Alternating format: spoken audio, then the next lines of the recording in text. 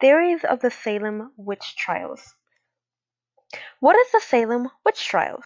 The Salem witch trials was an event that left 19 or 20 people executed, and more than 150 people or 200 people were accused of witchcraft in colonial Massachusetts. Many of the trials and convictions happened between 1692 and 1693. It was only until 1711 those accused and convicted were cleared of their crimes of witchcraft and their families compensated. It started when a group of young girls began to have trances or seizures, claiming to be possessed or bewitched by the devil, and then going on to accuse fellow villagers of witchcraft. Mostly were women. After the first accusations began, many more accusations of witchcraft came flooding in by many different people, and not just by the original group of young girls. Historical context. The Salem witch trial started in colonial Massachusetts in Salem Village and not in Salem Town. There were two Salems in Massachusetts. There was Salem Village and Salem Town. Salem Village was where the Salem witch trials took place. It had a population of 500 and the vast majority were Puritans. Salem Town was richer because it had the ability to be able to trade goods and such. And before the witch trials had actually begun in Salem Village, there was lots of infighting in small village rivalry, and corruption. Puritans are a reformed religious group that decided to leave the Church of England because it was too similar with the Roman Catholic Church. Many Puritan families left England around the 1620s and 1630s to go to the colonies and practice their religion. Normally, young men usually went to the colonies, and so it was really rare for whole families to go to the colonies. And when Puritans arrived in the colonies, the religion was way stricter, had less holidays, and very dedicated to God, as they believed that having fun distracted them from God. Theories and accurate evidence. There are a number of theories that try to explain why and how the Salem witch trials began. Many have come up with possible theories that may be true, while some make bizarre theories. There are some details that are still argued over what was correct, so it makes it very difficult for historians and other interested in the Salem witch trials to make very accurate theories at times. There will be multiple theories mixed together into 3 theories that will be presented to you that are supported by evidence, tests, writings, and time-period context. With this idea. Theory 1. Hysteria and environmental pressures. Generally, most people believe that this was hysteria due to how strange the situation was and how quickly life went back to normal. Many villagers may have had some type of post-traumatic stress disorder. The colonies had just suffered and came out of a war, the Native American Wars. And the Native American Wars was basically Native Americans waging war on the colonies, and they did that by either fighting them on the battlefield or raiding settlements. And Salem Village was close to a battlefront that took place. It could have also been how stiff the culture was for many Puritans at Salem Village. The young girls who first accused others of witchcraft were known to be interested in fortune telling. They may have started acting strangely because or the stress of the strict culture and the guilt of using magic like fortune telling.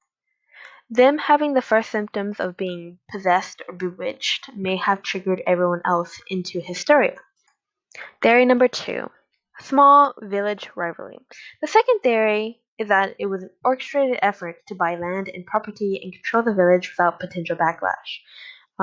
If you remember, I mentioned there was lots of fighting and there was a rivalry and corruption. The theory is that Revered Samuel Parris, he is a very important figure in the Salem witch trials, as he is the father and guardian to the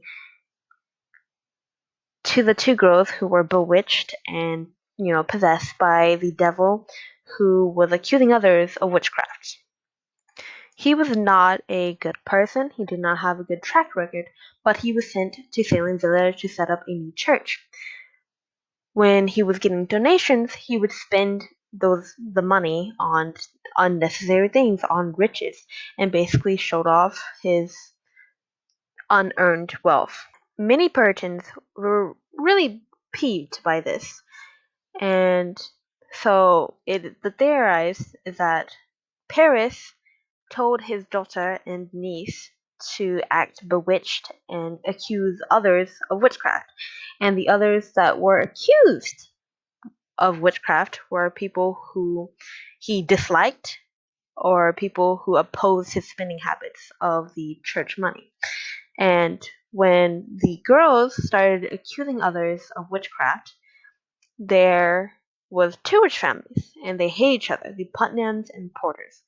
When the first accusations of witchcraft came out, the Putnams accused many people. The majority were Porters, because the Putnams, Porters, they hate each other, and several died because of the Putnams' accusations. When people were convicted of witchcraft, you and your descendants lost all right to your land and property. Your descendants couldn't even get it, even if you were like executed. So it was basically put back onto market. It is theorized that Putnam saw an opportunity when the witchcraft accusations started flying around. They took full advantage of it to buy out the Porters. Theory number 3: racism and patriarchal oppression. It's well known that witch hunts were historically used against women and marginalized groups like Jews, for example. The Salem witch trials were no different. The vast majority of those who were accused were women. Um, the theory is that the men in the community use the witch hunts to persecute women in the community for either selfish personal reasons, plain old sexism, or the woman specifically defying or going against the norm of what Puritans considered the norm, actually. This is, supported by the fact that the majority of the 150 accused people were women. Um, the first people who were accused were a marginalized group and were women also.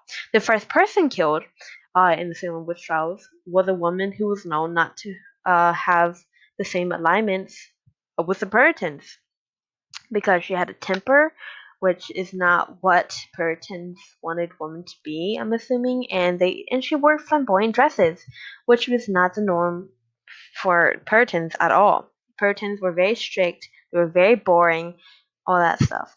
People and men may have used the witch hunts to attack women who did not go with the norm, and they used religion to justify it, and they basically used it to, get rid of marginalized groups they disliked. Theory number 4: magic is real. This theory is more of a want to believe for what everybody wants or imagines what the Salem witch trials is actually about, which is magic is real. It's only supported by one documented evidence that witchcraft was used in some fashion. It's undisputed, really, by everyone, even historians.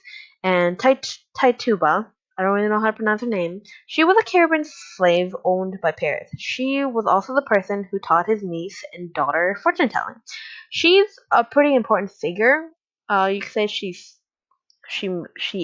kind of made the Salem witch trials kind of start, and and she, during the trial, was caught by multiple people in the village dancing with several other teen girls in the woods, naked, just dancing in the woods randomly in circles, prior to the trials, and multiple people testified this in the trial. Conclusion: it was really interesting reading many of the theories that speculate why the Salem witch trial started.